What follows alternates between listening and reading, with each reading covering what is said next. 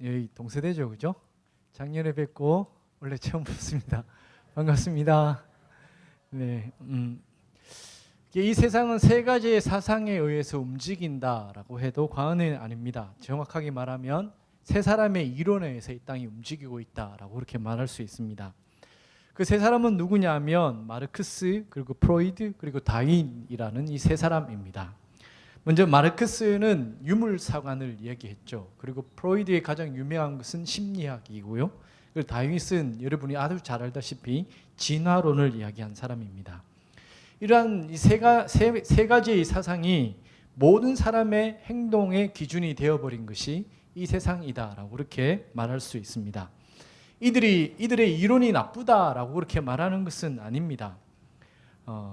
제가 말씀드리고자 싶은 것은 이겁니다. 이들의 이론은 이들이 세상을 그렇게 너무나도 잘 관찰해 놓았기 때문에 아마 세상 사람들이 세상의 구조를 그렇게 너무 잘 관찰했기 때문에 이런 이론을 내세우지 않았나라고 하는 것입니다. 첫 번째, 마르크스의 유물사관입니다. 유물사관은 모든 존재를 물질적인 가치로 판단하고 측정한다라는 사관입니다.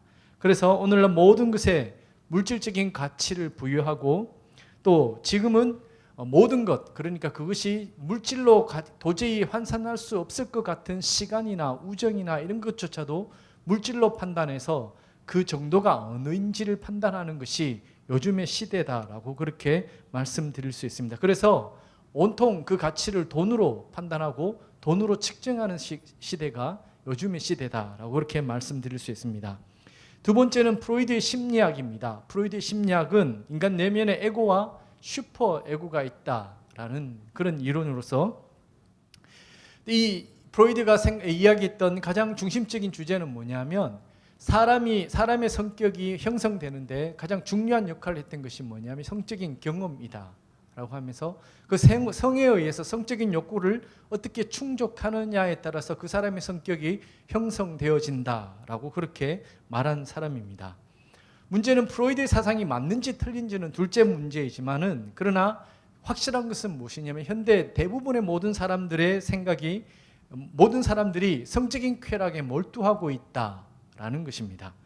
육체의 쾌락을 최고의 선으로 생각하고 그중에 성적인 쾌락을 추구하며 살아가는 이 성적인 쾌락을 얻기 위해서 절제하지 못하는 아주 이상한 사회로 만들어버린 것이 이상한 사회로 되어버린 것이 요즘의 시대이다라고 이렇게 말씀드릴 수 있습니다. 마지막으로 다윈입니다. 이 다윗은 우리가 배워서 잘 알듯이 모든 생물은 진화한다라고 하는 진화론을 이야기한 사람입니다. 다윈이 강조한 진화는 단순한 진화이기보다는 어떤 진화냐면 적자 생존 법칙이라는 것. 그러니까 살아남는 게 이기는 자이고 살아남는 것이 강한 자다라고 하는 논리로 그렇게 진화를 한다라는 것이죠. 오늘날 많은 사람들은 경쟁을 아주 당연한 것으로 받아들입니다. 경쟁을 하며 살아가는 이 세상은 당연한 것이 아님에도 불구하고 이 경쟁 외에 이 땅을 살아갈 수 있는 방법을 그닥 찾지 못하고 있는 것이 요즘 시대의 사람이 아닐까 그렇게 보여집니다. 이 세 가지 사상을 종합하면 이런 이야기가 됩니다. 현 시대는 돈의 가치를 위하여서 뛰어다니고 평생 경쟁의 구도 속에 살고 육체적인 만족, 그것도 성적인 쾌락을 위하여 오늘도 헤매며 살아가고 있는 시대다라고 그렇게 이 현 시대를 그렇게 종합할 수 있다라는 것입니다. 그렇다면 제가 여러분에게 질문을 한 가지 던지려고 합니다. 과연 우리의 삶의 기준이 돈이라는 그 가치밖에 없는 것일까요? 남을 눌러야지, 꼭 경쟁에서 성공해야지 이 세상의 삶을 잘 산다라고 이야기할 수 있는 것일까요? 육체적이고 성적인 쾌락 외에는 우리에게 또 다른 기쁨이 없는 것일까요? 우리의 가치를 조금만 눈을 돌려본다면 세상과는 또 다른 가치를 우리는 발견할 수 있는데 그 가치는 무엇이냐면 하나님을 가치로 둔 하나님의 나라의 세상입니다. 그런데 이 하나님의 나라는 아무나 들어갈 수 있는 것이 아니라 하나님과 사람 사이에 선물을 주고 받아야지 들어갈 수 있는 나라가 바로 이 하나님의 나라라는 특징입니다.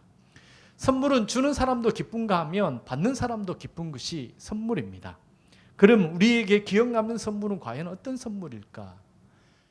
인간적으로 가만히 생각해 보면 비싼 선물을 받는 것이 가장 큰 기쁨이고, 두 번째는 또 어떤 선물이 기억나냐면 아주 의미 있는 선물. 이 의미 있는 선물은 돈의 가치보다는 이것이 어떤 의미를 지니느냐에 따라서 그 선물이 가장 또 기억이 남는 선물이다라는 것입니다.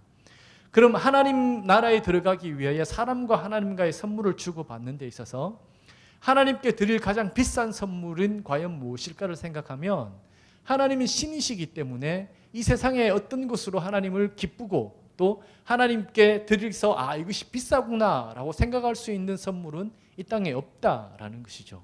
그러면 인간된 우리가 하나님께 드릴 수 있는 선물은 어떤 선물이냐면 가장 의미 있는 선물이 아닐까, 그렇게 보여집니다. 그러면 하나님께 드릴 가장 의미 있는 선물은 무엇일까요? 그것은 어떤 유명한 재능이 아니라 가장 우리가 생각하기 싫고 우리가 가장 더럽다라고 여기는 죄라는 것이 우리가 하나님께 드릴 수 있는 가장 의미 있는 선물이다라는 것입니다.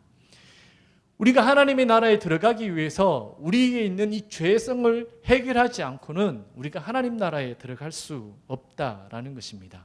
그리고 이 죄성을 해결하기 위해서는 우리 인간 스스로가 무엇인가 할 수 있는 것이 아니라 하나님께 그것을 드릴 때에 하나님은 그 죄성에 대해서 죄성을 없애주시고 또 하나님 나라에 들어갈 수 있는 자격을 우리에게 부여해 주신다라는 것입니다. 그러면 이 죄라는 것은 과연 무엇일까? 죄라는 그 어원적인 의미는 무엇이냐면 관역에서 벗어난 것이라는 뜻이 있습니다. 이 관역은 무엇이냐? 그러면 이 관역은 무엇이냐면 어떤 도덕적인 율법, 도덕적인 법을 두고 관역이라고 얘기하지 않고요. 이 관역은 창조 목적을 두고 이야기하는 것으로서 결국 이 죄라는 것은 하나님이 이 땅을 만드신 그 목적에 어긋난 모든 행동을 두고 죄다라고 그렇게 말을 하고 있습니다. 그러므로 하나님이 이 땅을 만드실 때에 온 세상이 하나님께 경배하도록 만들었는데 우리 사람들이 그 하나님을 경배하지 않는 것 자체가 바로 죄이며 또 여러 가지 많은 도덕적인 것도 바로 그러하다라는 것입니다. 그렇습니다. 우리가 죄라는 의미 있는 선물을 하나님께 드리면 하나님은 우리에게 또 다른 선물을 주시는데 어떤 선물을 주시냐면 가장 비싸고 가장 의미 있는 선물을 우리에게 주신다라는 것입니다. 그럼 우리에게 가장 의미 있고 가장 비싼 선물은 무엇이냐 하면 그것은 영원한 생명이라는 선물입니다. 이 영원한 생명을 우리에게 주기 위해서 하나님은 어떤 값을 치루었냐면 그의 단 하나밖에 없는 아들을 우리를 위하여 주셨고 그 아들의 피값으로 우리에게 영생을 주시는 아주 비싼 선물이며 또 그렇기 때문에 이 영원한 생명이라는 것은 우리에게 있어서는 가장 의미 있는 선물이 될 수 있는 것입니다. 왜냐하면 우리는 영원히 죽을 수밖에 없는 존재가 다시 그 하나님의 선물로 인하여서 영원히 살 수 있는 존재로 바뀌게 된 것이니 이것만큼 의미 있는 선물이 과연 어디 있겠습니까? 여러분, 우리는 예수님이라는 가치와 의미를 가지고 이 땅을 살아가면 경쟁과 또 쾌락과 또 이 돈이라는 세상 속에 살아가고 있지만 또 다른 나라를 발견하고 또 다른 곳에서 하나님의 행복한 나라를 경험할 수 있는 것입니다. 여러분, 이 땅 어떻게 경쟁과 쾌락과 여러분의 이 땅을 또 다른 가치, 하나님이라는 가치로 행복한 삶을 사시려고 하십니까? 제가 여러분에게 권유한다면 여러분의 눈을 조금만 돌려서 마음을 조금만 열어서 이 땅을 바라보게 되면 이곳에서 하나님의 나라를 발견할 수 있을 것이고 여러분이 하나님의 나라를 발견하면 또 다른 행복을 누리며 이 땅을 살아가실 수 있을 것입니다. 그 나라로 여러분을 초대합니다. 제가 기도하겠습니다. 하나님,